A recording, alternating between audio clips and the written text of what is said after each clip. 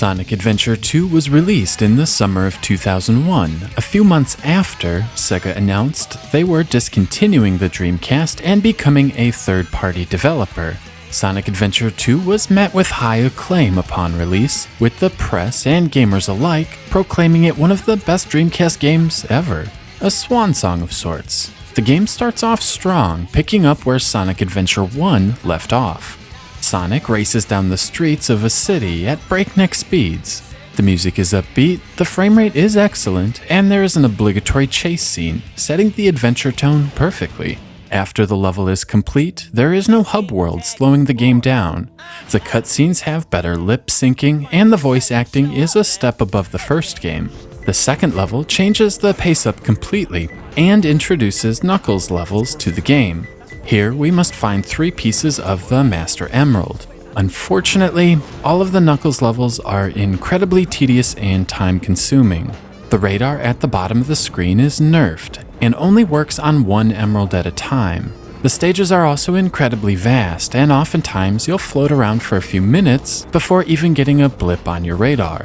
When you compound these 2 elements, you have stages that are dreadful and just not fun to play. They are real pace breakers, with a couple of these taking me well over 20 minutes to complete. Finally, we have Tails. Rather than traditional platform levels with flying, Tails is rocking a mech, complete with lock-on missiles. These stages are very hit or miss for me. The concept doesn't offend me as much as it should, and some of them do offer satisfying platforming experiences.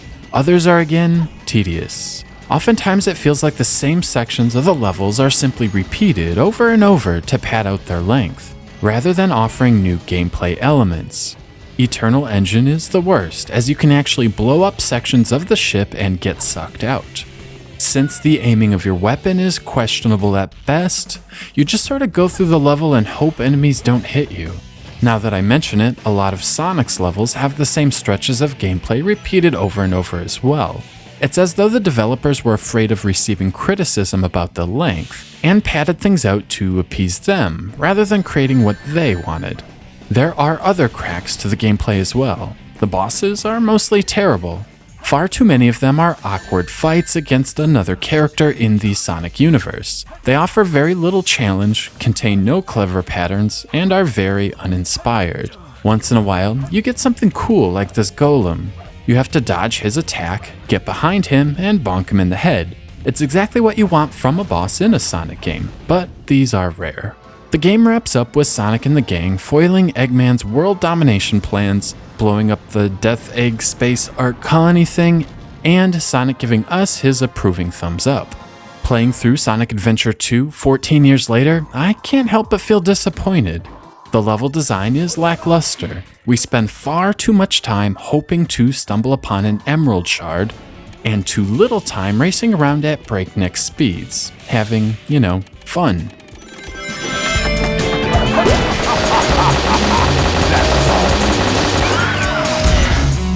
Let's take a look at what my grandfather was working on.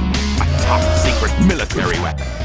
Unfortunately, this is just the hero side of the campaign.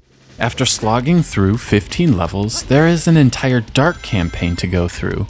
This is much like the hero campaign. Shadow has Sonic-styled gameplay, Eggman has Tails-styled mech levels, and Rouge has treasure hunting levels. This campaign starts off promising enough. We get to see Eggman in his own element, and then actually take him through a great level, where he is infiltrating a government facility. But after the novelty of actually playing as the main villain wears off, the exact same problems I've already mentioned begin to take hold, only worse. Every issue I have with the hero campaign is compounded in the dark campaign. First, there are just 4 stages featuring Shadow, who has the best gameplay style.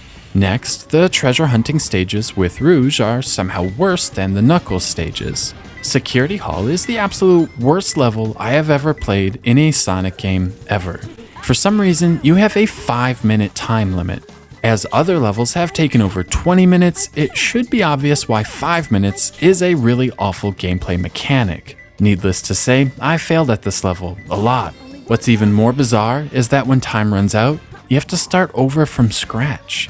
However, if you die, you get to revert back to the position and time of your last emerald find. Therefore, if you are running out of time, your best option is to kill yourself.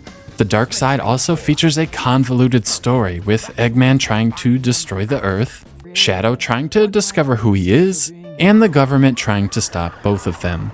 Like the previous game, playing the dark side adds new elements to the story, as well as show things from a new perspective.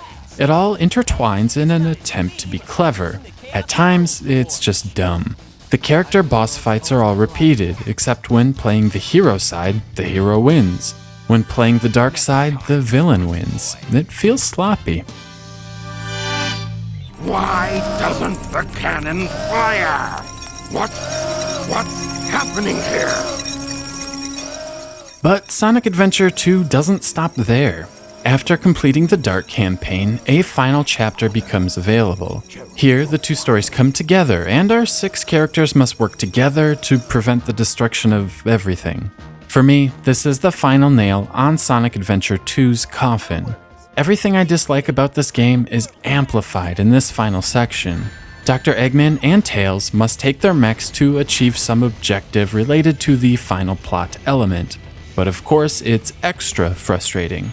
Enemies drop down from nowhere to hit you, or worse, you're stuck facing annoying enemies that can't be taken out without again taking damage.